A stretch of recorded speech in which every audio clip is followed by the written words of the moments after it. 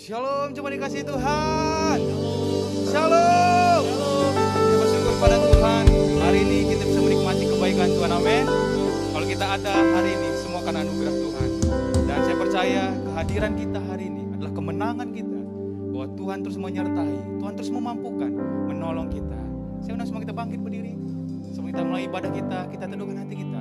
Kita bersatu dalam doa. Kami mengucap syukur Tuhan buat semua kebaikan, anugerah dan kasih Tuhan dalam kehidupan kami.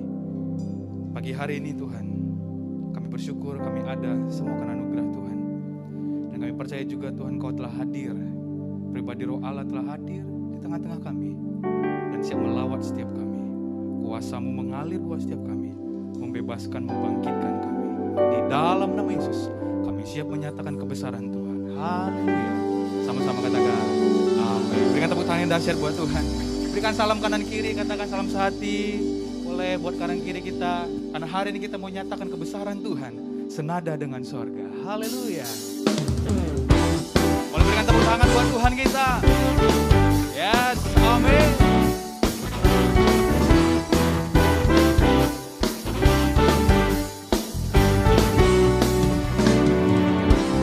Tuhan, Engkau hadir, kuasa-Nya mengalir, melawat setiap hati kami. Yes, amin. Dengan iman katakan, Roh-Mu membebaskan, Roh-Mu membangkitkan, kebesaran-Mu dinyatakan. boleh sama-sama angkat tangan jemaat Tuhan, katakan kepada Tuhan.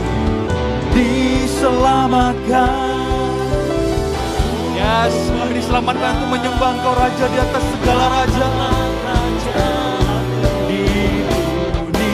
Di hadapan tahta-Mu, Di hadapan tahta-Mu, seluruh jiwa menyatu, menyanyikan pujian, senada dengan surga. Kami datang bersatu, sembah puji nama-Mu, semesta bersuka bersama dengan berikan tepuk tangan yang dahsyat buat Tuhan kita. Haleluya. Ya, Roh-Mu membebaskan setiap kami Tuhan. Roh-Mu membangkitkan setiap kami. Yang percaya katakan amin. Haleluya. Tuhan, Engkau hadir, kuasa-Nya mengalir, melawat setiap hati kami. Roh-Mu yang membebaskan setiap kami. Roh-Mu membebaskan, Roh-Mu membangkitkan, kebesaran-Mu dinyatakan. Boleh selagi dengan iman sama-sama angkat tangan katakan. Diselamatkan untuk menyembah, datanglah kerajaan-Mu Di hadapan tahta-Mu, di hadapan tahta-Mu, seluruh jiwa menyatu, nyanyikan pujian, senada dengan surga. Kami datang bersatu, sembah puji nama-Mu, semesta bersuka bersama dengan surga. kami percaya Tuhan, kuasa-Mu mengalir. Yang percaya katakan amin. Haleluya. Kuasa-Mu mengalir, Roh-Mu membebaskan setiap kami, membangkitkan setiap kami Tuhan. Amin. Haleluya.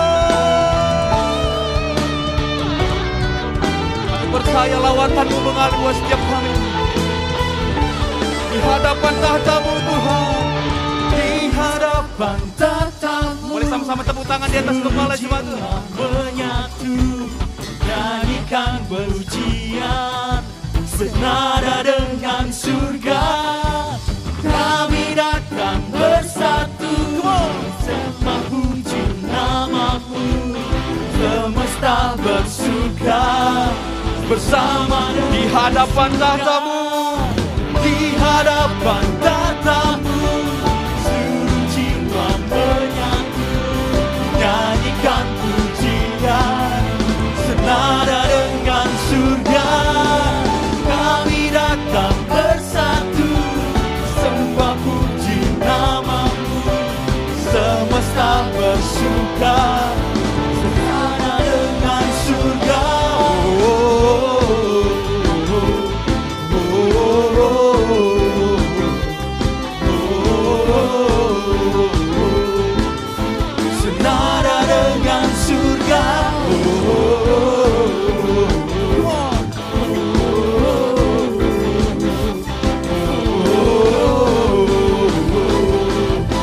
senada dengan surga.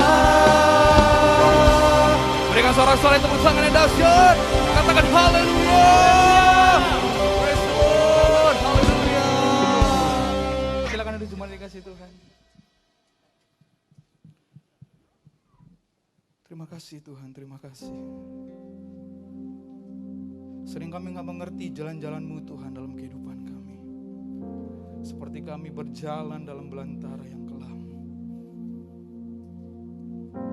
Tanpa seribu tanya, kami tetap percaya bahwa jejak-Mu Tuhan sungguh sempurna dalam hidup kami. Terima kasih Yesus.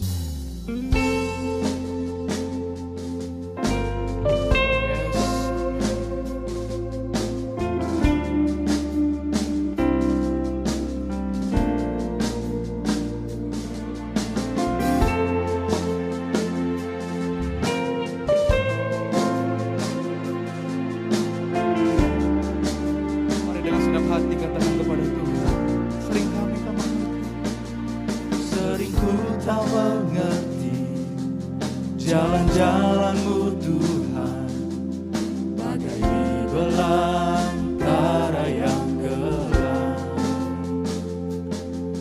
Tanpa seribu tanya, namun tetap percaya, jejak-Mu Tuhan sungguh sempurna. Yang percaya jejak Tuhan sempurna dalam kehidupan kita, mari angkat tanganmu, katakan. Ajarku memahami semua yang Kau ingini, agar hidupku puaskan hatimu.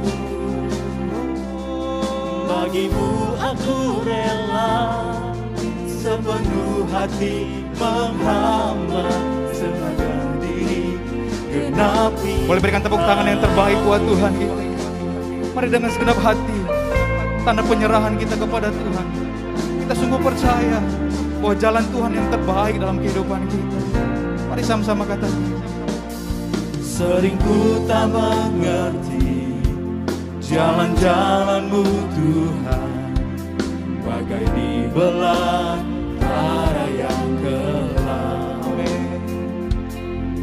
Tanpa seribu tanya, namun tetap percaya, sempurna. Boleh selagi sama-sama angkat tangan, katakan, ajar kami. Ajarku memahami semua yang Kau ingini, agar hidupku puaskan. Ini kerinduan hati kami semua Tuhan. Bagimu aku rela sepenuh hati menghamba, serahkan diri genapi karya-Mu.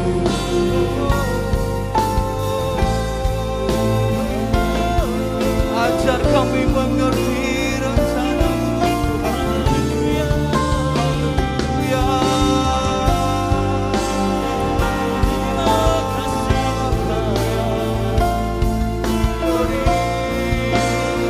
Mari semua bangkit berdiri sambil mengangkat tangan, katakan.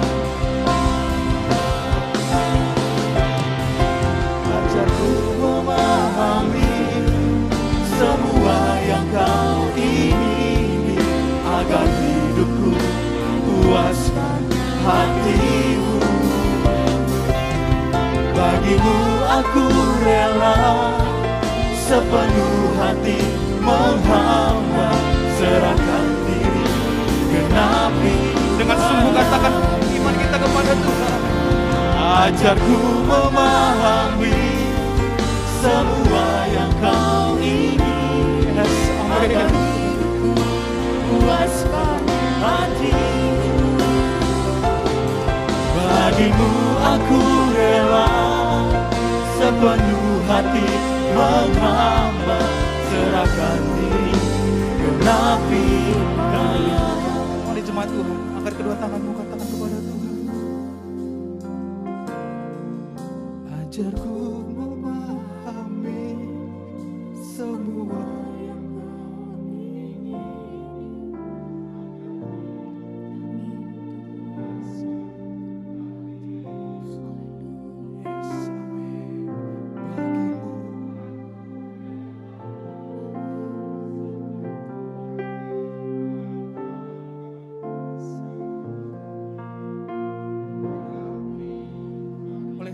Tuhan sungguh katakan, ajarku memahami semua yang kau ingin. ini kerinduan hati kami Tuhan, agar hidup kami puaskan hatimu. Bagimu aku rela sepenuh hati menghamba, serahkan diri genapi. Boleh berikan tepuk tangan yang terbaik kepada Tuhan. Ajarku memahami, Ajar kami Tuhan, tuntun kami, tolong kami, agar hidup kami puaskan hati-Mu Tuhan. bagimu aku rela sepenuh hati menghamba, serahkan diri genapi karya. Mari sembah Dia.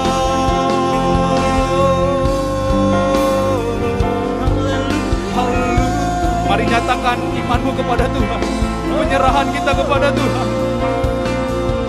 Biar hidup kami Tuhan ditemukan memuaskan hati-Mu. Tuntun kami, tolong kami. Ya haleluya.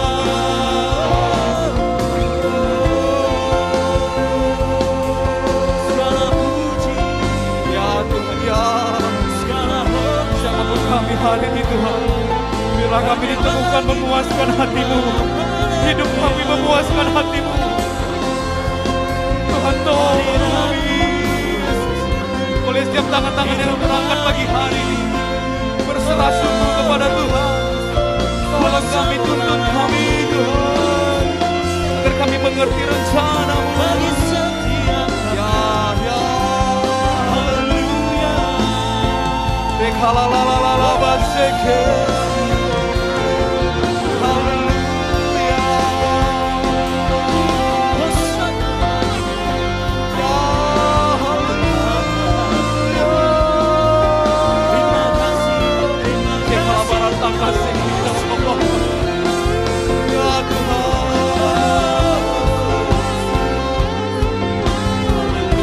Tuhan Yesus, ini setiap kami, anak-anak-Mu, umat-Mu yang mengasihi Tuhan. Tolong kami, tuntun kami Tuhan, berjalan dalam kebenaran-Mu, berjalan sesuai kehendak-Mu, agar hidup kami ditemukan menyenangkan hati Tuhan, memuaskan hati Tuhan. Segala barata kasih kira lalalabase. Ya, ya, rekalabaseke.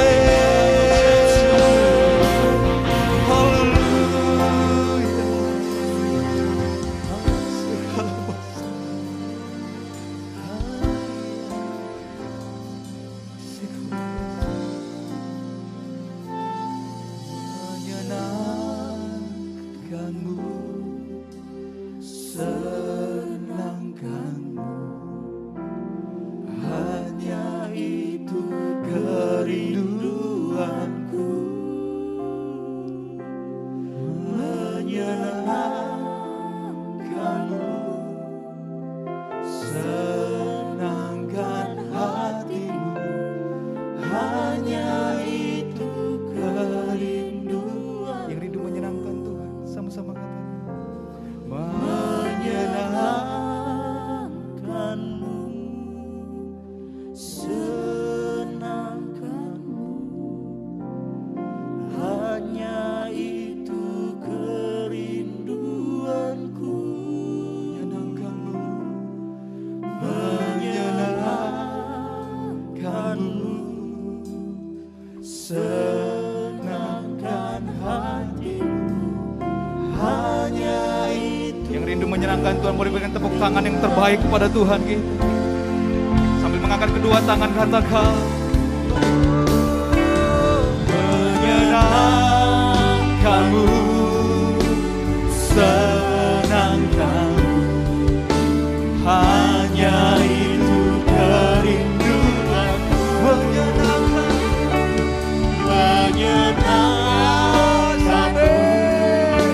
senangkan hatimu, hanya itu kerinduanku.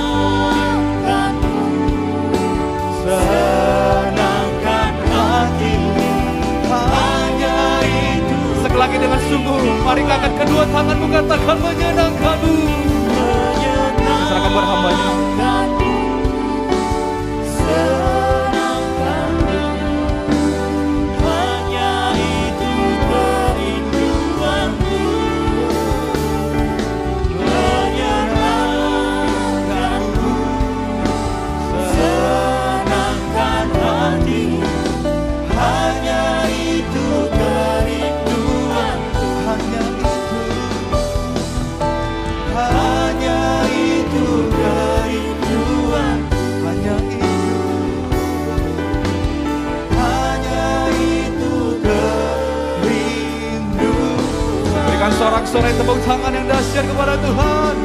Haleluya.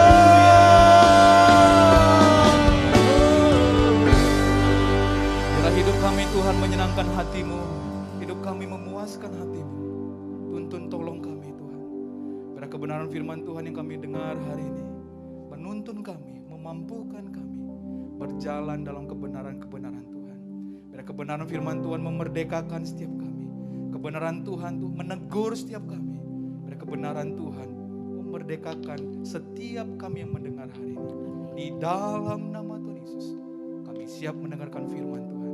Yang siap dengan firman Tuhan, mari sama-sama katakan amin. Selamat pagi Bapak Ibu, Shalom. Shalom, puji Tuhan bisa melayani lagi di mimbar secara langsung bertemu dengan Bapak Ibu. Karena biasanya kalau saya bilang Shalom, yang di rumah gak kedengeran karena di depan kamera. Tapi hari ini bersyukur bisa bertemu dengan Bapak Ibu semua, baik yang ada di bawah, di atas, maupun juga yang di rumah menyaksikan lewat berbagai macam media. Hari ini saya mau bawakan tema khotbah dan diberi judul dengan menginjil itu mudah. Wow, apakah benar? Karena ketika saya ngobrol dengan teman-teman saya yang beragama Kristen, mereka selalu berpikir menginjil itu sulit, menginjil itu tugas pendeta, menginjil itu tugas hamba Tuhan, menginjil itu tugas full timer gereja, dan seterusnya. Jarang orang berpikir sebagai jemaat biasa yang duduk seperti Bapak Ibu, yang bukan berdiri di mimbar, itu bisa menginjil.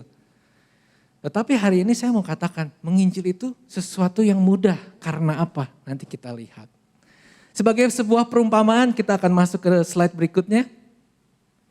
Bintang dan ulasan. Bapak Ibu, saya mau tanya sebentar. Siapa yang pernah memberikan bintang atau ulasan di Google, Tokopedia, Shopee Food, GrabFood atau apapun? Coba angkat tangan. Coba saya lihat tangan-tangan yang terangkat.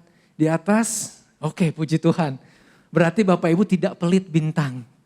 Jadi kalau drivernya bilang, Kak tolong bintang 5 ya, Bapak Ibu beneran kasih. Atau Bapak Ibu benar-benar menulis ulasan.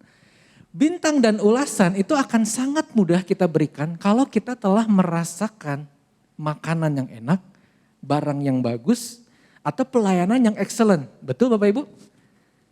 Kita akan sangat sulit memberikan bintang atau ulasan kalau kita nggak puas. Salah satu yang sering belanja online di rumah adalah istri saya. Dia belanja online itu memudahkan ya buat kebutuhan rumah tangga kami. Seketika pandemi kami jarang lagi kan ke swalayan dan lain sebagainya, selalu belanja online. Dan istri saya suka ngomel kalau pelayanannya tuh nggak bagus, dibalasnya lama misalkan. Atau datang barang packagingnya jelek, atau mungkin barangnya nggak sesuai dengan apa yang ada di gambar.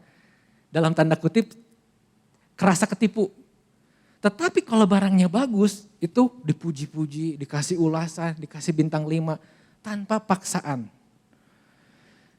Yang anehnya, sebagai orang Kristen, anugerah keselamatan itu adalah hal terbaik yang pernah kita dapatkan di dalam hidup kita. Harusnya.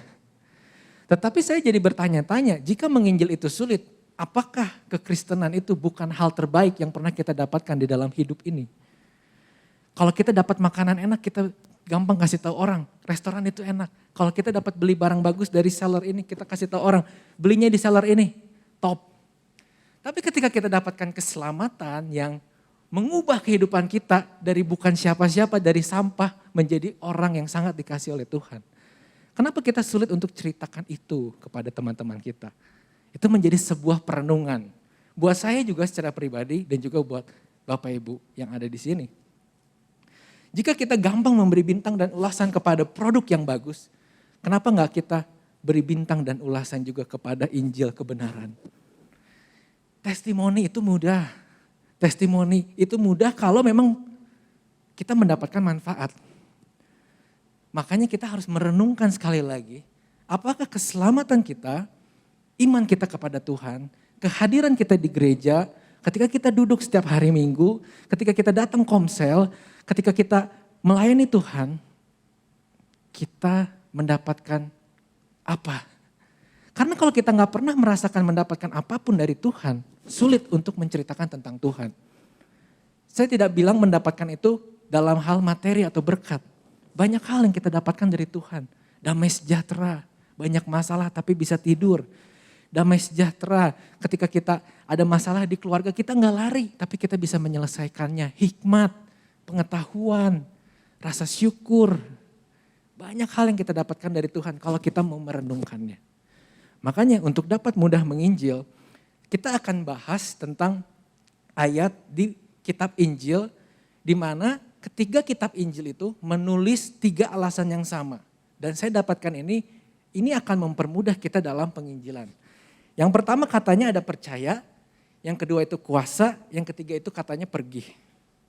Jadi Bapak Ibu bisa ingat-ingat dulu kata kuncinya hari ini adalah percaya, kuasa, dan juga pergi. Coba berulang sama saya, percaya, kuasa, pergi. Kita bahas dari yang pertama, percaya. Matius, Markus, dan Lukas menuliskan ketiga hal yang sama di akhir kitabnya. Jadi Bapak Ibu kalau lihat buku Alkitab di Matius yang terakhir, Markus pasal terakhir, dan Lukas pasal terakhir mengatakan hal tentang ini. Matius 28 ayat 17, ketika melihat Yesus, mereka menyembahnya tetapi beberapa orang ragu-ragu. Jadi murid-murid ketika lihat Yesus ragu-ragu. Bahkan Markus menuliskan, akhirnya Yesus menampakkan diri kepada ke-11 orang itu ketika mereka sedang makan. Dan Yesus mencela ketidakpercayaan dan kedegilan hati mereka oleh karena mereka tidak percaya kepada orang-orang yang telah melihat dia, yaitu Yesus, sesudah kebangkitannya. Jadi banyak yang gak percaya ketika ngelihat Yesus yang sudah disalibkan dan dikubur, terus ketemu lagi. Yaitu ketika dia udah pakai tubuh kemuliaan. Banyak yang gak percaya hal itu. Bahkan Lukas menuliskan dengan yang menurut saya lebih lucu. Mereka terkejut dan takut dan menyangka bahwa mereka melihat hantu. Jadi ketika dia lihat Yesus, murid-murid lihat Yesus, keraguan mereka itu seperti mereka melihat hantu. Akan tetapi Yesus berkata kepada mereka, mengapa kamu terkejut? Dan apa sebabnya timbul keraguan di dalam hati kamu? Lihatlah tanganku dan kakiku, aku sendiri ini, rabalah aku dan lihatlah. Karena hantu tidak ada daging dan tulangnya, seperti yang kamu lihat padaku. Jadi Yesus bukan gentayangan ketika habis meninggal. Ketika dia mengalahkan kematian, dia bangkit menggunakan tubuh yang namanya tubuh kemuliaan. Tubuh kemuliaan bisa dipegang, tetapi bisa juga tembus tembok. Dan ini adalah sesuatu yang mungkin gak masuk akal, tetapi kita akan mengerti ketika kita mendapatkannya nanti. Tetapi Yesus menyatakan dirinya bukan hantu, dirinya adalah Yesus yang telah dibangkitkan dari kematian. Kenapa percaya itu penting? Karena kalau kita gak benar-benar percaya apa yang kita imani, bagaimana kita bisa menceritakan itu kepada orang lain. Slide berikutnya, jangan ragu. Jangan ragukan keselamatan yang kita punya. Saya suka bertanya ketika saya pelayanan retret atau pelayanan SMK berakar bab 1 kepada menti. Siapa yang percaya telah mendapatkan keselamatan? Angkat tangan. Wah, puji Tuhan. Tetapi ketika ditanya lagi siapa yang percaya ketika hari ini meninggal kamu berada bersama dengan Tuhan di surga. Yang angkat tangan mungkin berkurang setengah. Kenapa terjadi demikian? Karena seringkali iblis itu mengintimidasi kita dengan apa yang kita lakukan dalam kehidupan ini, kesalahan-kesalahan yang masih kita lakukan sebagai orang percaya, membuat kita berpikir kita akan kehilangan keselamatan. Ada yang berpikir begitu Bapak Ibu? Kalau saya lakukan ini, belum bertobat, kalau udah keburu kecelakaan, ketabrak mobil, gak akan selamat. Kalau saya udah dosa yang ini, kalau saya gak sempat ke gereja dulu hari Minggu, ngaku dosa, nanti kalau saya ada apa-apa, saya gak masuk surga. Jangan pernah ragukan keselamatan yang telah Tuhan berikan. Dosa yang dilakukan setelah mendapatkan anugerah keselamatan, tidak serta-merta langsung menghilangkan keselamatan. Tetapi menghilangkan persekutuan kita dengan Tuhan yang indah. Kalau saya punya salah sama papa saya ada masalah dalam hubungan dengan papa saya. Misalkan saya diminta oleh orang tua saya, oleh papa saya, belikan obat. Lalu karena saya sibuk kerja, saya lupa beli obat. Hari itu saya akan gak enak ke papa saya. Pak sorry ya, tadi lupa beli obat. Ada persekutuan yang rusak. Tetapi ketika minta maaf, lalu minta ampun, belikan obat, persekutuan itu hidup dan baik kembali. Seringkali manusia berdosa yang persekutuannya rusak dengan Tuhan tidak melakukan pertobatan. Sehingga lama-kelamaan bukan keselamatannya dicabut dari Tuhan. Karena Tuhan bilang, aku akan memeteraikan kamu, menjaga kamu. Gak akan ada yang bisa mencuri kamu dariku karena kamu adalah milikku. Dijamin sama Tuhan. Lalu kenapa keselamatan bisa hilang, Pak Pendeta? Karena kita yang kabur dari keselamatan itu. Karena kita yang merusak meterai yang telah ditempelkan dalam tubuh kita. Karena kita yang meninggalkan Tuhan Yesus. Tuhan Yesus gak pernah menutup pintu untuk pertobatan. Jadi hari ini, jangan saya bilang gini, jangan berarti oh udah deh kalau gitu saya hidup dalam dosa aja. Jangan. Karena persekutuan yang rusak dengan Tuhan akan menyebabkan lama-lama kita akan meninggalkan Tuhan. Ketika kita berbuat dosa, minta ampun sama Tuhan. Tetapi jangan ragukan keselamatan kita akan hilang karena kita berbuat dosa. Karena Tuhan Maha Pengasih, Maha Pengampun. Ketika kita datang sama Tuhan, kita pasti diampuni. Jangan ragukan Yesus. Hari-hari ini terlalu banyak pengetahuan ketika saya belajar S3 dalam kelas-kelas teologi. Terlalu banyak teori-teori yang menyebabkan orang itu sulit percaya bahwa Yesus itu ada di dalam histori. Banyak yang bilang hayalan, cerita, atau Yesus itu adalah manusia biasa sebenarnya yang dianggap Tuhan dan lain sebagainya. Terlalu banyak teori. Tetapi kita hari ini melihat apa yang tertulis dalam firman Tuhan. Yesus adalah anak Allah. Dia adalah Tuhan yang turun menjadi manusia. Seperti Yohanes pasal 1 katakan. Jadi gak ada alasan lagi untuk kita meragukan Yesus. Ketika kita meragukan Yesus, saya mau bilang gini. Apakah kita pernah mengalami perjumpaan dengan Tuhan? Perjumpaan itu bukan berarti melihat dengan mata jasmani. Tetapi saya tahu ketika Bapak Ibu bertobat pasti ada momen itu dalam hubungan pribadi Bapak Ibu dengan Tuhan. Kalau belum gimana? Kalau belum minta hari ini, aku mau bertemu dengan engkau. Karena perjumpaan itu tidak akan terlupakan. Perjumpaan pertama saya dengan istri saya tidak terlupakan. Begitu juga mungkin dengan Bapak Ibu bersama pasangan. Begitu juga perjumpaan kita dengan seseorang yang kita kenal, kita kagumi. Itu gak akan pernah terlupakan. Jadi kalau diingat-ingat susah perjumpaan kita sama Tuhan kapan? Mintalah. Karena saya yakin setiap orang yang lahir baru pernah mengalami perjumpaan pribadi dengan Tuhan. Apapun bentuknya, penglihatan, mimpi, lagi berdoa menangis, lagi baca firman Tuhan mengalami Tuhan, lagi worship di gereja mengalami Tuhan. Banyak cara Tuhan untuk berjumpa dengan kita. Yang ketiga jangan ragukan kemampuan kita. Ini yang jadi masalah. Kita tidak pergi menginjil karena kita ragu, kita gak bisa. Saya belum lulus sekolah teologi ya. Ketika saya mengajar semester 1 kemarin di sekolah teologi, saya bilang gini, teman-teman baru semester 1, tapi menginjil itu harus dimulai dari sejak sekarang. Memang ada tugas akhir di STT itu harus menginjil berapa orang. Jangan tunggu tugas akhir, karena menginjil itu bukan tugas mahasiswa, tetapi tugas setiap orang percaya. Jangan ragukan kemampuan kita, kenapa? Karena nanti kita akan lihat yang kedua, bahwa Tuhan akan menyertai kita dengan kuasanya. Lebih baik tidak percaya daripada percaya setengah-setengah. Karena ini merugikan Bapak Ibu. Kalau Bapak Ibu percaya setengah-setengah, tidak ada gunanya. Kadang-kadang berdoa ingat Tuhan, tapi kadang-kadang di kantor kompromi korupsi. Kadang-kadang berdoa ingat Tuhan, tetapi kalau lagi gak ingat Tuhan, selingkuh. Kadang-kadang ingat Tuhan ke gereja berdoa, tetapi kalau lagi ada masalah, carinya orang pinter.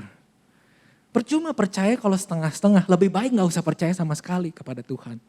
Tetapi kalau mau percaya, percayalah sepenuh hati kepada Tuhan. Jangan pernah meragukan Tuhan. Seperti yang terjadi pada para murid, saya yakin ketika para murid masih ragu, tidak akan terjadi mujizat. Petrus melarikan diri ketika Yesus disalib. Kenapa? Karena dia ragu. Semua perkataan Yesus itu akan digenapi. Mati dan bangkit pada hari yang ketiga. Tetapi ketika kita percayalah dengan sepenuh hati kita. Walaupun belum dimengerti oleh pikiran kita, biarkan iman kita yang menjelaskan kepada kita di kemudian hari. Percayalah firman dengan segenap hatimu. Yang kedua kuasa. Matius 28, 19, 20 menyatakan Yesus mendekati mereka dan berkata, kepadaku telah diberikan segala kuasa di surga dan di bumi. Dan ketahuilah aku menyertai kamu senantiasa sampai pada akhir zaman. Menyertai artinya menyertai dengan kuasa. Markus menjelaskan dengan lebih detail. Tanda-tanda ini akan menyertai orang percaya. Mereka akan mengusir setan demi namaku, mereka akan berbicara dengan bahasa-bahasa yang baru, mereka akan memegang ular, dan sekalipun mereka meminum racun maut, mereka tidak akan celaka. Mereka akan meletakkan tangan atas orang sakit dan orang itu akan sembuh. Wow. Lukas menjelaskan lagi, dan aku akan mengirim kepadamu apa yang dijanjikan Bapakku, tetapi kamu harus tinggal di dalam kota ini sampai kamu diperlengkapi dengan kekuasaan dari tempat tinggi. Amin. Artinya kuasa itu akan didapatkan oleh setiap orang ketika kita pergi melakukan penginjilan. Next slide. Penginjilan akan mengaktifkan fitur tersembunyi Bapak Ibu. Kalau Bapak Ibu beli sesuatu yang baru, TV, handphone, mesin cuci, seringkali tuh orang Indonesia tuh gak baca manual book, betul? Coba saya tanya, siapa yang kalau beli barang baca manual book angkat tangan? Nggak ada. Oh ada di atas ya satu tadi. Yang di bawah nggak ada yang baca manual book. Beli handphone baca manual book. Bahkan handphone sekarang udah nggak ada manual booknya. Kenapa? Karena tahu Bapak Ibu nggak baca. Tetapi fitur-fitur tersembunyi itu akan kita temukan ketika kita memakai perangkat-perangkat itu. Ketika apa? Kita melakukannya. Ketika kita pakai, ketika kita nonton, ketika kita buka handphone. Ketika kita pakai mesin cucinya, oh ada fitur rendam pakaian. Tidak harus langsung diputer pakaiannya. Oh ada fitur di handphone kita kecilin volume gak usah lewat pencetan, tinggal di scroll di layar. Itu semua ditemukan ketika kita melakukan. Penginjilan emang tidak dapat dilakukan hanya mengandalkan kepintaran dan pengetahuan, tetapi perlu ada kuasa. Ketika kita menghafal seluruh kitab suci, lulus dari sekolah teologi tingkat yang paling tinggi S3, itu tidak berarti kita akan lebih lihai dalam penginjilan. Karena penginjilan berbicara tentang penyertaan Tuhan, ada kuasa Tuhan di sana. Kuasa ini didapatkan sejak kita percaya pada Yesus. Ketika kita percaya Yesus, Tuhan taruh Roh Kudus di dalam hati kita. Dan ketika kita mulai penginjilan, fitur tersembunyi itu akan teraktivasi. Pernah gak Bapak Ibu ngobrol sama orang, tapi gak tahu mau ngomong apa. Tapi tiba-tiba Tuhan ingatkan dalam pikiran Bapak Ibu. Apa yang harus kita ucapkan kepada orang ini? Mungkin orang ngobrol dapat masalah, ada pergumulan dalam hidupnya. Tapi Tuhan ingatkan, katakan damai sejahtera ada bagimu. Tuhan sayang sama kamu. Itu mungkin bukan kosakata kita tiap hari. Tetapi ketika kita tiba-tiba ingat, bukan berarti kita punya hikmat. Tapi itu hikmat datang dari Tuhan.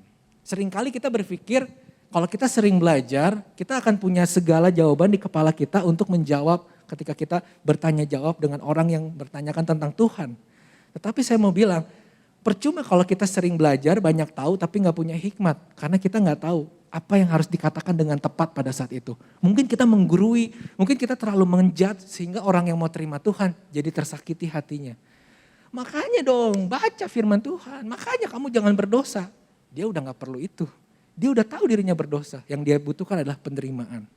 Penerimaan kasih Kristus yang mereka butuhkan. Kuasa ini akan bertambah besar setelah kita menerima baptisan Roh Kudus.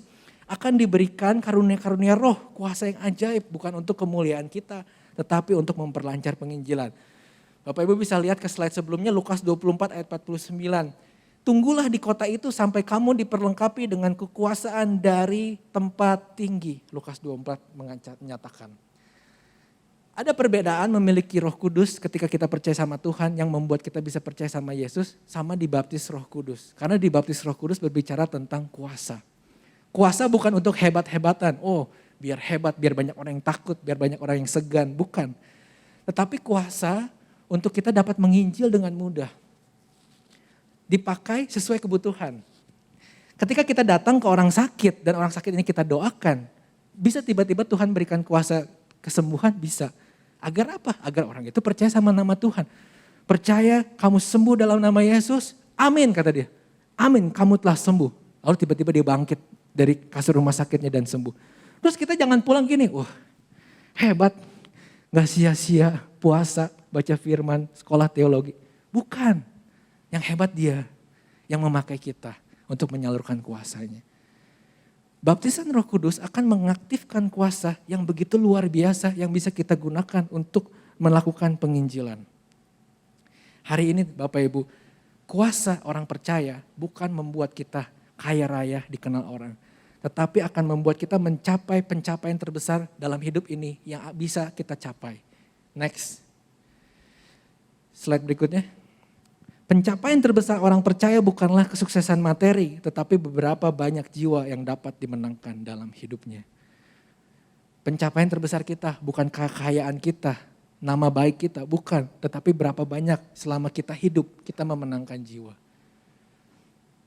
Selalu ketika kita lihat ke dalam ibadah kedukaan, ada orang-orang yang berpikir, oh orang-orang yang kaya, yang banyak nolong orang, itu pasti ibadah kedukanya rame. Belum tentu. Orang sederhana yang hidupnya berdampak jadi berkat buat orang. Yang mungkin dia waktu hidup gak punya jabatan yang tinggi, uang yang banyak. Tetapi kita lihat waktu dia meninggal banyak orang datang. Kenapa? Karena hidupnya berdampak. Karena mungkin ada orang yang tadinya sampah tapi berubah karena hidup orang yang udah meninggal itu. Jadi kita lihat nanti ketika kita meninggal dunia apa pencapaian kita. Apa cuma mengejar harta atau kita mau yang abadi, yaitu banyak orang yang diselamatkan. Next, yang ketiga pergi, ini paling penting. Waktu saya tinggal 8 menit, oke kita akan ngebut. Matius 28 ayat 19 sampai 20, karena itu pergilah jadikanlah semua bangsa muridku, baptislah mereka dalam nama Bapa, Anak dan Roh Kudus dan ajarlah mereka melakukan segala sesuatu yang telah kuperintahkan. Pergilah, Markus bilang pergilah ke seluruh dunia, beritakanlah Injil kepada segala makhluk. Siapa yang percaya dan dibaptis akan diselamatkan, tetapi siapa yang tidak percaya akan dihukum. Lalu Lukas bilang, dalam namanya berita tentang pertobatan dan pengampunan dosa harus disampaikan kepada segala bangsa, mulai dari Yerusalem. Kamu adalah saksi dari semuanya ini. Pergi bukan berarti kita harus melangkah pergi meninggalkan segala pekerjaan, keluarga, rumah kita, enggak. Tetapi pergi itu adalah kerelaan kita untuk melakukannya. Makanya kenapa ada kata pergi. Sesudah percaya kita nggak akan ada manfaatnya kalau percaya punya kuasa tapi kita nggak pergi melakukan penginjilan. Bahkan sekarang pergi kepada segala bangsa cukup dengan mengangkat gadget kita. Telepon saudara kita di Amerika, telepon teman kita di Australia, telepon teman kita di Papua, di Sumatera. Yang mereka butuh Injil, mereka butuh doa, butuh kekuatan, kita bisa lakukan itu. Pakai sosial media kita, tanpa harus pergi. Jadi kata pergi jangan selalu didefinisikan itu pergi keluar, enggak. Tetapi rela untuk melakukannya. Makanya firman Tuhan bilang di Efesus 6 ayat 15, terjemahan BMK bilang, hendaklah kerelaan untuk memberitakan kabar baik yang membawa sejahtera menjadi sepatumu. Kenapa definisinya sepatu? Ya itu karena sepatu dipakai untuk berjalan. Kalau orang mau pergi keluar rumah pakai sepatu. Pergi artinya kerelaan. Kerelaan untuk kita, waktu kita diganggu. Kepentingan kita diganggu. Kenyamanan kita diganggu. Kita bisa istirahat, kita bisa tidur, kita bisa nonton Netflix, kita bisa nonton YouTube. Tetapi kalau kita sayang sama jiwa-jiwa, mungkin kita akan merelakan itu untuk pergi ketemu orang ini, untuk telepon dia, atau untuk sekedar chat sama dia. Kerelaan untuk memberitakan Injil, itulah arti kata pergi yang kita bisa mengerti hari-hari ini. Tetapi ada gak yang benar-benar disuruh pergi? Ada. Bapak Ibu ada yang benar-benar diperintahkan pergi ke Papua? Ada, Tuhan bicara. Tapi kalau gak Tuhan bicara, jangan tiba-tiba kita resign dari kantor dan pergi ke Papua, gak akan jadi apa-apa. Karena itu kehendak kita, bukan kehendak Tuhan. Tapi kehendak Tuhan, kita memenangkan apa yang ada di dalam kehidupan kita. Mulai dari keluarga kita, teman bisnis kita, teman kantor kita, orang-orang di sekitar kita. Dari Yerusalem dulu, baru sampai ke ujung dunia. Percuma kita menyelamatkan orang di Kalimantan pedalaman, kalau keluarga kita ada yang masih belum selamat. Kita doakan keluarga kita juga. Sambil kita menyelamatkan yang jauh, kita doakan juga orang-orang terdekat. Memang lebih sulit menyelamatkan orang terdekat. Seperti Yesus dengan orang-orang terdekatnya dibilang, kamu siapa? Anak tukang kayu, gak ada keturunan Taurat, gak ada keturunan orang Farisi. Kamu ngomongin firman, kamu siapa? Orang-orang terdekatnya kadang meragukan. Sama orang-orang terdekat kita, keluarga kita mungkin meragukan pertobatan kita. Tetapi tunjukkanlah terus perubahan hidup. Dan mereka lama-lama akan percaya bahwa hidup kita telah diubahkan oleh Tuhan. Penginjilan, next slide, akan keluar dengan meluap-meluap dari mulut orang percaya dan juga terlihat sesuai dengan perilakunya. Jadi bukan ngomong doang ya, percaya Tuhan, tapi kita sendiri kelakuan kayak setan. Itu gak akan berguna. Penginjilan akan meluap-meluap dari hati. Kenapa? Karena Tuhan bilang apa yang ada di hati itu akan keluar dari mulut. Kalau hati kita busuk, mulut kita busuk. Kalau hati kita ada Roh Kudus, kata-kata kita penuh damai sejahtera. Dan juga akan terlihat dari kehidupan kita sebagai orang percaya. Tingkah laku kita, pekerjaan kita, kejujuran kita, itu akan terlihat semua. Jadi ketika kita ngomong Injil, terus orang ngelihat kehidupan kita secara pribadi, cocok. Kalau enggak kan enggak cocok tuh. Ngomongin Tuhan, wah ngawang-ngawang sampai ke surga. Tetapi ketika pulang ke rumah, tampar istri. Ngomongin Tuhan, nyuapin orang di panti jompo, pulang ke rumah, anak ditelantarin. Gak relate. Jadi saya bilang, ketika kita berubah, kita lihat perempuan Samaria yang ketemu Yesus di sumur. Dia gak perlu sekolah teologi, tetapi dalam satu hari dia memenangkan satu kota sampai Yesus harus nginep untuk melakukan pengajaran tambahan. Karena banyak orang yang penasaran karena Injil. Kenapa? Karena gak ketahan dari mulutnya. Karena dia udah diubahkan Tuhan dan dia memperkatakan Injil kepada seluruh kota. Itu akan terjadi dalam kehidupan kita. Tetapi Bapak Ibu untuk menutup firman Tuhan hari ini saya akan kasih tips yang singkat yang mungkin kalau Bapak Ibu gak pernah sekolah teologi ini gak akan didapatkan secara sistematis gitu ya. Tetapi ini sebagai contekan aja. Tetapi yang perlu tadi kerelaan kita untuk pergi mengatakan Injil, kita percaya sepenuhnya dan kita percaya ada kuasa yang menyertai hidup kita. 4 fakta yang harus kita beritakan kepada orang-orang yang belum percaya. Yang pertama, semua manusia telah berdosa. Dalam kesempatan lain nanti mungkin bisa dijelaskan apa itu arti dosa. Dosa itu bukan pelanggaran tetapi kita telah menyimpang meleset dari sasaran Tuhan untuk menciptakan kita sebagai makhluk yang mulia. Kita udah jatuh dalam dosa. Sejak lahir bayi itu udah ada dosa. Saya punya anak kecil sekarang umur 11 bulan. Saya lihat ya, wah harusnya kan dia baik gitu ya. Tetapi dia sekarang udah bisa berdosa. Main-main, nipu, keras kepala dan lain sebagainya. Karena akar dosa sudah ada dari sejak kita lahir ke dunia ini. Bahkan sejak dalam kandungan.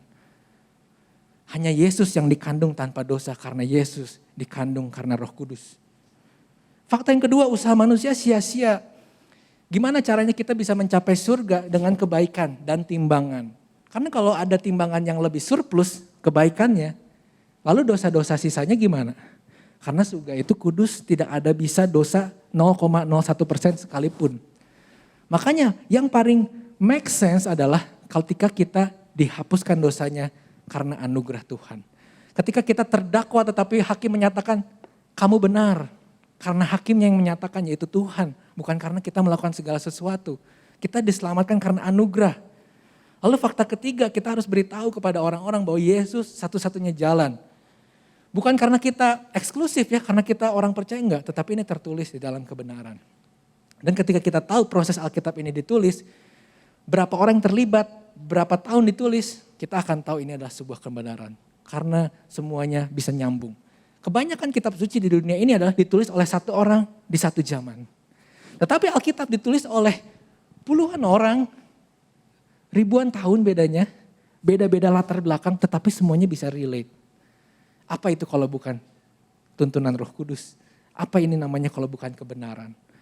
Ketika kita tahu ini adalah kebenaran, apa yang tertulis di sini kita percaya bukan karena kita beragama Kristen, tetapi karena kita punya iman. Yesus satu-satunya jalan. Lalu gimana Kak dengan orang-orang yang belum pernah ketemu Injil? Lalu gimana Pak dengan orang-orang yang ada di pedalaman? Kita seringkali memikirkan mereka seakan-akan kita peduli, betul? Padahal Tuhan lebih peduli sama mereka daripada kita. Why? Karena Tuhan yang ciptakan mereka juga. Dan Tuhan akan pikirkan segala cara agar mereka bisa dengar Injil. Jadi untuk zaman sekarang sangat tidak mungkin orang tidak dengar Injil. Biasanya mereka tidak mau menerima Injil. Karena Injil bisa datang dari mana aja. Mungkin di mimpi mereka, mungkin Alkitab nyasar ke depan rumah mereka. Mungkin ada penginjil datang. Atau tiba-tiba dia jalan-jalan di radio ketemu khotbah pendeta. Bisa dari mana-mana. Tuhan sayang sama mereka. Seperti Tuhan sayang sama orang Niniwe dan mengutus Yunus. Itulah Tuhan. Jadi kita jangan pikir, kalau cuma Yesus jalan satu-satunya gimana orang-orang yang gak pernah kenal Tuhan. Enggak, semua orang pasti punya kesempatan selama hidupnya untuk mengenal Tuhan. Karena Tuhan juga baik buat mereka seperti untuk kita. Tuhan juga mencari mereka yang terhilang seperti menemukan kita pada waktu itu. Fakta yang keempat yang kita harus terima. Percaya dan terima Yesus pasti selamatnya ini. Percaya sepenuhnya. Kita bilang kepada orang yang kita injili, kamu mau percaya Tuhan, hari ini kamu selamat. Hari ini ada sukacita di surga karena kamu selamat. Tetapi yang tidak kalah penting dari 4 fakta menarik ini, yang Bapak Ibu boleh foto, ayat-ayatnya bisa cari di rumah untuk mempersiapkan diri. Ini yang paling penting, menyiapkan cerita. Why menyiapkan cerita? Karena satu orang marketing bilang cerita itu penting dan sangat menjual untuk brand ya. Jadi dengan adanya cerita teman-teman, Bapak Ibu kalau lihat sekarang influencer, apa yang mereka jual? Cerita. Kenapa mereka bisa terkenal? Karena cerita mereka. Cerita percintaan, cerita pergumulan punya bayi yang susah, cerita pergumulan bayinya melawan kesakitan, dan lain sebagainya. Cerita itu bisa relate sama orang walaupun orang itu gak pernah mengalaminya. Makanya kita perlu susun cerita di dalam menginjil. 4 hal yang kita harus susun. Pertama, kehidupan sebelum menerima Yesus Kristus. Seperti apa hidup kita? Wah dulu saya berandalan, wah saya dulu narkoba, wah saya dulu di penjara. Ceritakan sedikit pengalaman kita sebelum ketemu Tuhan. Kehidupan kita hancur, gak ada masa depan. Lalu momen perjumpaan dengan Kristus yang tadi saya bilang, ceritakan juga. Waktu saya hancur, gak punya siapa-siapa, ditinggalkan orang tua, ditinggalkan pasangan, ditinggalkan mungkin rekan bisnis, ditipu dan lain sebagainya. Ketika saya berlutut, Yesus menjamah hati saya. Damai sejahtera turun. Walaupun gak ada mujizat pada waktu itu, tetapi ada damai sejahtera yang mengubah kehidupan kita. Lalu ceritakan kehidupan setelah percaya Yesus. Apa yang bisa kita tinggalkan, tadinya kita suka hal ini jadi gak suka. Tadinya kita melakukan hal ini jadi gak lakukan. Kita bisa lebih rajin datang ke gereja, melayani Tuhan tanpa pamrih, tanpa hitung-hitungan sama Tuhan. Dan yang terakhir jangan lupa ceritakan keyakinan kita akan masa depan kita. Karena orang-orang di dunia sekarang ragu akan masa depannya. Tetapi kita di dalam Kristus tahu masa depan kita apa? Kemuliaan di surga. Hidup kita di dunia mungkin hari ini sulit. Tetapi Tuhan bilang kesulitan ini gak sebanding dengan kemuliaan yang akan kita terima di surga nanti. Kita gak pernah ragu akan masa depan kita karena apa? Pemeliharaan Tuhan nyata selama kita hidup. Dan setelah kita hidup kita mendapatkan mahkota di dalam kerajaan surga. Kita ceritakan hal ini. Kenapa orang marketing bisa jual cerita yang belum terjadi? Bapak Ibu tidak bisa menceritakan hal yang memang Bapak Ibu sudah imani dan belum terjadi kan? Ceritakan tentang itu. Ceritakan tentang apa yang kita imani. Makanya kalau saya boleh sedikit memakai ini dengan hidup saya sendiri. Kehidupan sebelum saya menerima Kristus itu seperti hidup untuk mencari uang, membalas dendam. Kenapa? Karena pada waktu itu saya cukup dalam ekonomi yang cukup berada, tapi rugi, bangkrut, orang tua saya kehilangan bisnisnya. Sehingga saya berpikir saya harus kerja keras untuk mengembalikan pride saya lagi. Saya lakukan segala sesuatu demi uang, tetapi tidak berjalan mulus dan akhirnya saya stres, malah jatuh ke dalam cobaan yang lebih berat, yaitu pengen cepet cari uang. Kemana? Judi dan lain sebagainya, terikat utang, judi dan segala macam. Dan pada momen paling rendah di hidup saya, pada waktu itu saya udah ikut Komsel selama setahun, tetapi tidak pernah serius Komsel, karena pada waktu itu Komsel hanya untuk happy-happy. Yang penting ketemu teman, yang penting makan bareng. Tetapi firman yang ditabur tidak pernah kembali sia-sia. Ketika momen terendah dalam hidup saya, satu ayat pop up di dalam otak saya seperti notifikasi di HP. Bilang gini, Yeremia 29 ayat 11, masa depanmu penuh harapan. Saya yang tadinya udah nangis gak punya masa depan, saya ingat ada Tuhan. Masa depan saya di tangan Tuhan, saya mau bangkit. Saya hari itu cuma bisa menangis, tetapi saya tahu kenapa itu momen perjumpaan. Karena sejak hari itu, saya mengalami progres pertumbuhan rohani. Sampai saya diberi kesempatan anugerah sama Tuhan bisa berdiri di sini. Sharing kepada Bapak Ibu. Ini proses yang panjang sejak tahun 2012. Lalu kehidupan setelah percaya gimana? Saya jadi rajin baca Alkitab. Tadinya saya gak punya Alkitab, saya beli Alkitab. Saya percaya itu setelah lulus kuliah, saya setelah kuliah lagi bekerja. Sambil pelayanan, saya rajin Komsel, saya ikut pemuritan SMK berakar, bertumbuh, berbuah tetap. Saya ikut semuanya, saya pelayanan. Saya gak pernah hitung-hitungan sama Tuhan. Hujan badai, saya harus pelayanan waktu itu. Saya terobos pakai jas hujan. Karena saya begitu menggebu-gebu ingin melayani Tuhan. Karena kebaikan Tuhan dalam hidup saya. Lalu ketika ditanya apa masa depanmu bersama Yesus? Ketika saya pernah ngobrol juga sama istri saya, kira-kira kita mau meninggalkan apa ya sama anak kita? Karena kita bukan pengusaha, kita nggak punya harta yang banyak, kita nggak punya pabrik untuk diwariskan. Tapi kita berdua sepakat, kita punya iman yang akan kita wariskan kepada anak. Dan itu adalah hal yang paling berharga. Kita tahu kemana kita akan berakhir kehidupan ini. Kita tahu di mana kita akan berakhir. Dan apa yang akan terjadi dalam kehidupan kita walaupun banyak kesulitan terjadi. Jadi hari ini Bapak Ibu, menginjil itu mudah bukan karena kita hebat. Bukan karena kita punya pengetahuan. Tetapi karena kita percaya dan Dia memberikan kuasa. Tinggal kita maukah kita rela untuk pergi melangkah. Mengangkat telepon kita. Memencet nomor seseorang yang kita ada beban dalam hati kita. Atau menyamperin orang yang Tuhan taruh dalam hati kita. Hanya itu yang kita perlukan. Ada waktu untuk jiwa-jiwa. Saya minta tim musik dan praise and worship untuk naik. Slide terakhir untuk mengingat aja sambil membuat kesimpulan bagi kita semua. Penginjilan itu mudah dilakukan jika kita benar-benar percaya bahwa Tuhan Yesus sudah menyelamatkan kita, memberi kita kuasa dan memerintahkan kita untuk melakukannya. Yang terakhir, ketika kita percaya benar-benar sama Tuhan, ketika kita benar-benar respect, hormat sama Tuhan, kita gak mungkin tidak melakukan perintah pribadi yang kita respect, betul? Kita respect kepada orang tua, kita lakukan perintahnya. Kita respect kepada bos, kita lakukan perintahnya. Kita respect kepada pendeta, kita lakukan perintah pendeta. Kalau kita hormat, cinta sama Tuhan, gak mungkin kita tidak melakukan perintah Tuhan dengan sepenuh hati. Hari ini hapus mindset, penginjilan itu sulit. Penginjilan itu mudah, akan meluap dari hati kita ketika kita sudah mengalami Tuhan. Kalau hari ini Bapak Ibu di rumah ataupun di sini ada yang belum pernah mengalami Tuhan, berdoa sama Tuhan. Aku mau bertemu dengan Engkau Tuhan. Aku mau berjumpa dengan Engkau. Mungkinkah terjadi? Mungkin. Karena Tuhan itu emang sudah pengen ketemu kita. Tinggal kita siapkan waktu, siapkan keinginan untuk membuka ketukan pintu dari Tuhan.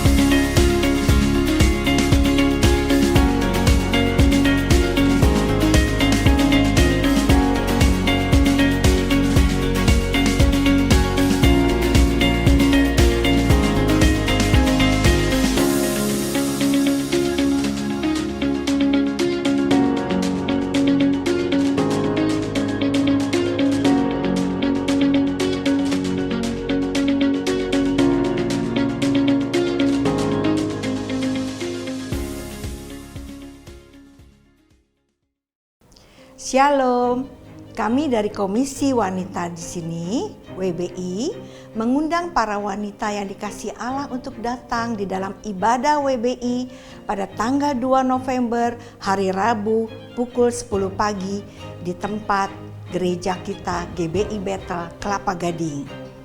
Pada hari itu kita akan mengadakan ibadah onsite dan akan hadir memberikan kesaksian hidupnya seorang wanita yang mengalami percobaan yang begitu berat bertahun-tahun, yaitu Laura Lazarus.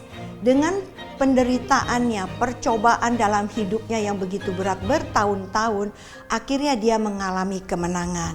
Karena itu kami mengundang para wanita yang dikasihi Allah di sini untuk hadir dalam ibadah WBI untuk bersama-sama mendengarkan kesaksian yang begitu mengencourage kita untuk bisa menghadapi kesulitan yang ada dalam hidup kita.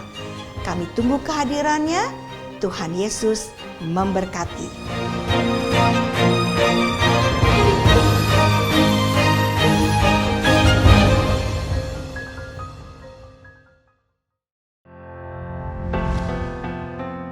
Kepada seluruh pelayan GBI Bethel, Anda diwajibkan mengikuti konser doa sekaligus mendapat arahan dari Gembala, Pendeta Dr. Rubin Adi Abraham, pada Kamis 3 November jam 7 malam, bertempat di GBI Bethel Mekarwangi. Dan bagi yang mengikuti konser doa di luar Bandung, dapat mengikuti melalui aplikasi Zoom. ID meeting akan diberitahukan via WhatsApp.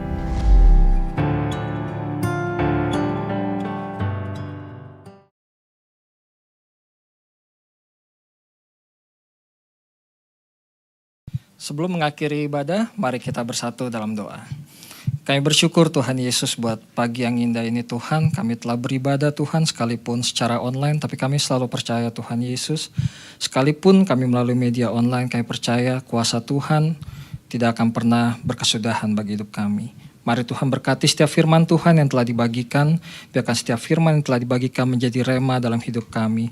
Engkau berkati setiap umat-Mu, setiap jemaat-Mu yang telah mengikuti ibadah. Biarkan Tuhan melalui setiap ibadah ini Tuhan yang sakit disembuhkan, yang lemah dikuatkan.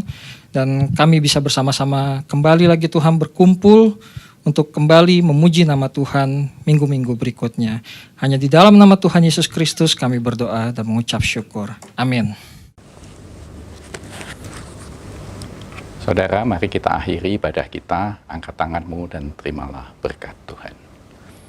Biar berkat daripada Allah Bapa, kasih daripada Tuhan Yesus Kristus, persekutuan dan penghiburan Roh yang Kudus, biar itu tinggal di dalam hidup saudara dan saya, sehingga sungguh kita boleh mengisi kehidupan kita dan mewarnainya bersama dengan Kristus.